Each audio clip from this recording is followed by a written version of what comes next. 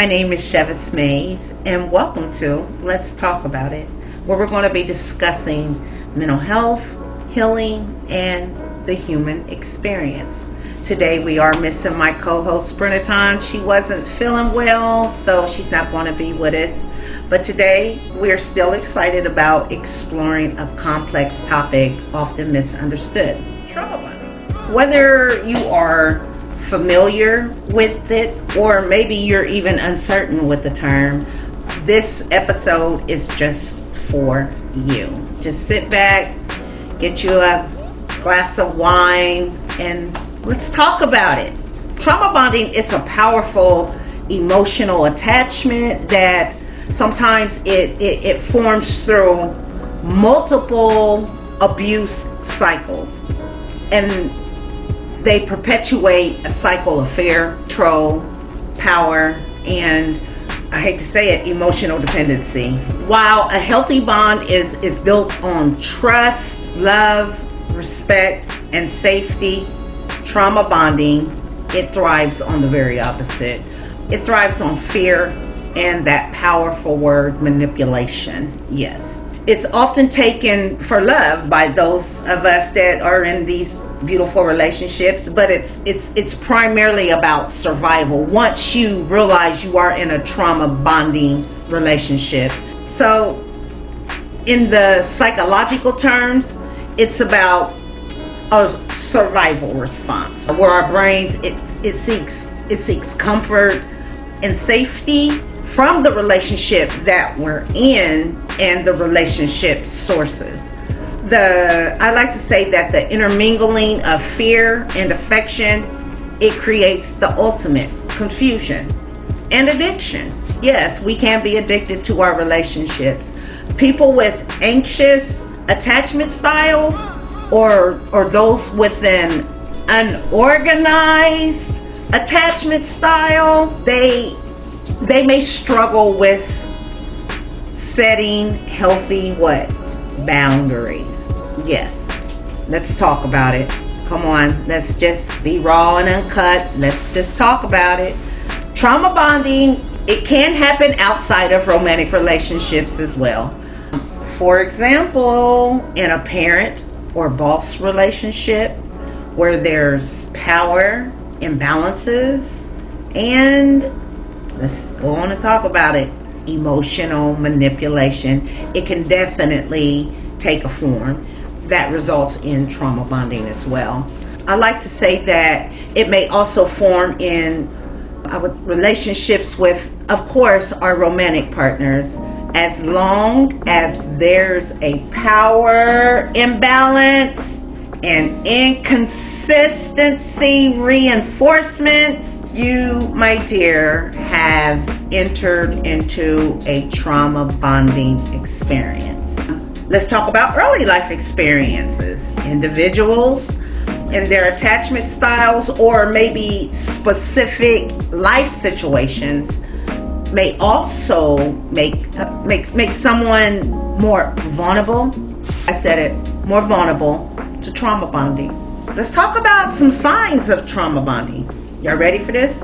It includes constant excusing addiction to the person or a feeling of guilt and the fear of leaving, not wanting to be alone. You might even need to defend the others emotionally or a sense that you can't survive without that relationship. Whether it's an intimate relationship, a working relationship, or a parenting relationship, you try to move on and go on about your way and be healthy, it could be hard for you. But trauma bonding, it can have detrimental effects on an individual's mental health and emotional health, causing, let's talk about it, self-esteem erosion, distorted self-perceptions, and emotional chaos. We're at war with ourselves. Trauma bonding can lead to anxiety, yes, depression, yes, hypervigilance, yes, and deep shame. Ultimately, what trauma bonding does, it's leaving a person's identity entangled with the relationship. It's just this entanglement that you just can't seem to break from. It's just entanglement. Call it what it is, entanglement. We can take different steps to break trauma bonding from self-awareness and emotional distance. Yes, I said it. Emotional distance. So that you can take care of yourself by seeking some therapy, going to support groups, working with a trauma-informed therapist. Yes, trauma-informed. That's that therapist that's meeting you where you're at. And then you can start the healing from a bond that feels like a chain. There is no shame in seeking help. Just let's talk about it. As many people find themselves feeling like therapy doesn't apply to them, it does. If you're in a trauma bonding relationship, any type of unhealthy relationship, remember that love should feel safe. It shouldn't feel scary, and you deserve to have peace, not just survival. It is okay for you to seek the help that you so much deserve. Till we come together as a collective, we will continue to explore the complex nature of trauma bonding and healing and the human experience, of course. Let's just talk about it. Like, if any parts of this conversation you feel like it resonates with you, know that you're not alone at all. You're not alone. And healing is possible. But I said it once and I'll say it again. You're not responsible for your trauma, but you're responsible for your healing. Trauma bonds, it can feel like a chain that's hard to break. But with the right support, those chains can be broken. It's clearly up to you.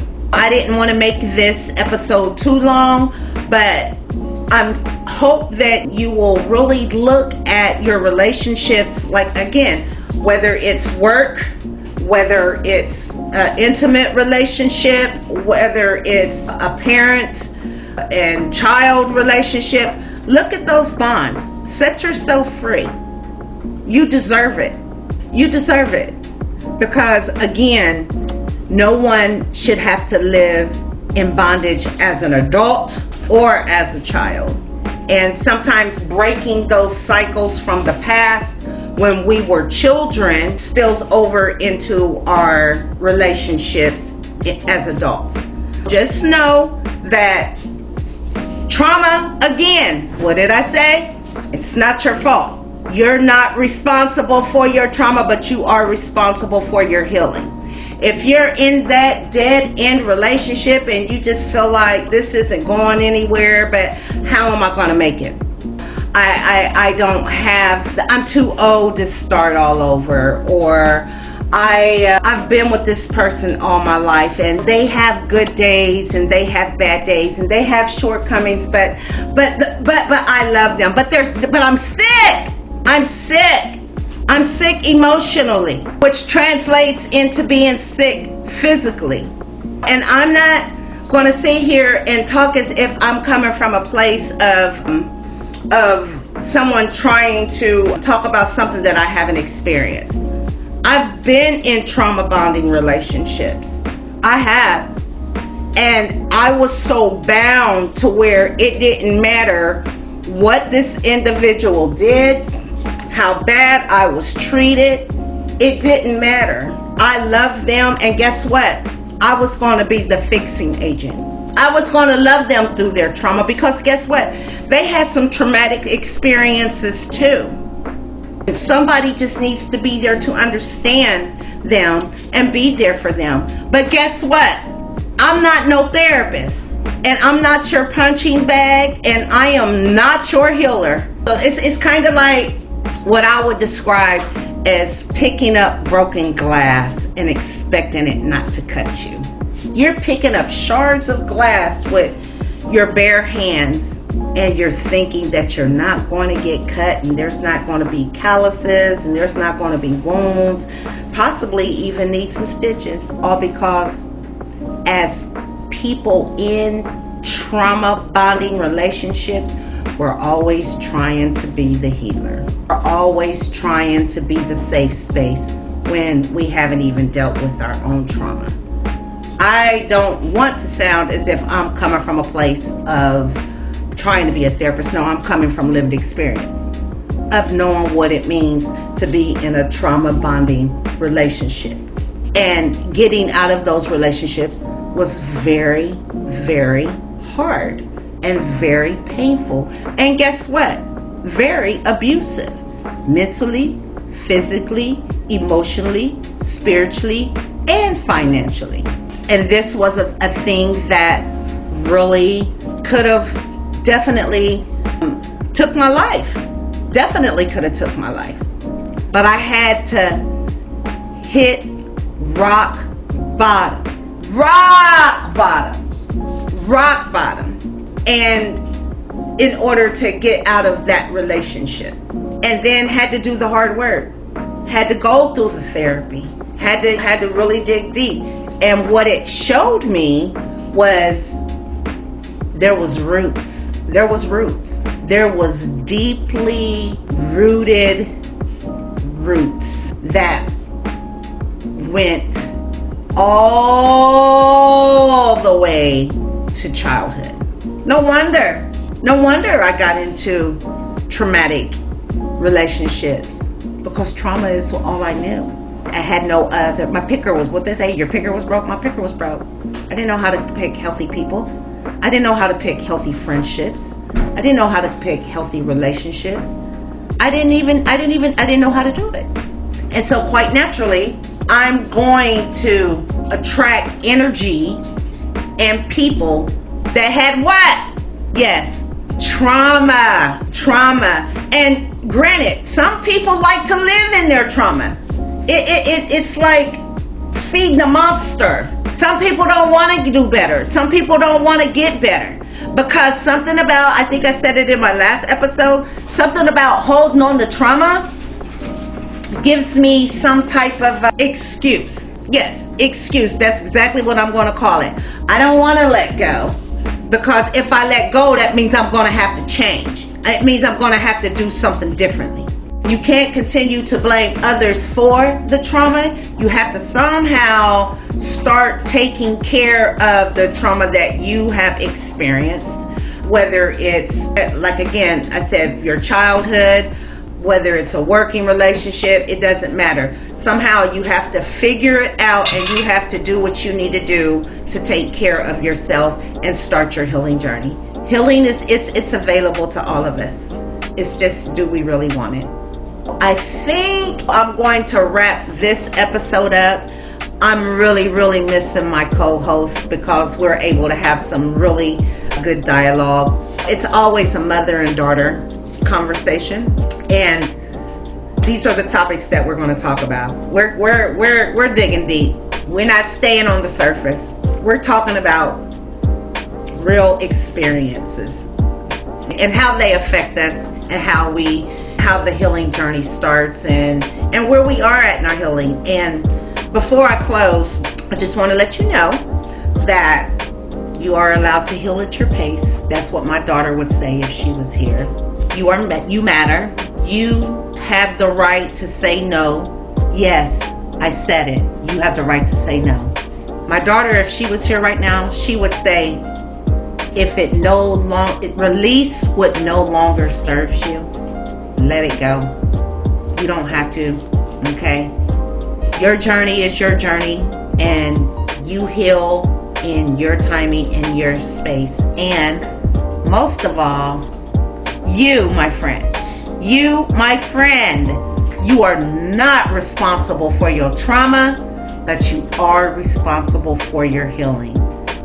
Until the next time, we will talk to you soon, and have a great day, and we will be posting our next episode next week.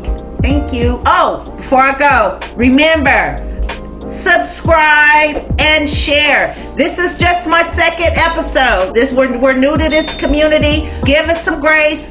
Give us some positive feedback. Even give us some topics about what you would like to hear. Even if we don't know the topic, guess what we will do? We will research it. If you're interested in coming on our show and letting us interview you, we would love to do that as well. The next topic is going to be talking about domestic violence. We're going to talk about the cycle, power and control, and the warning signs to look for.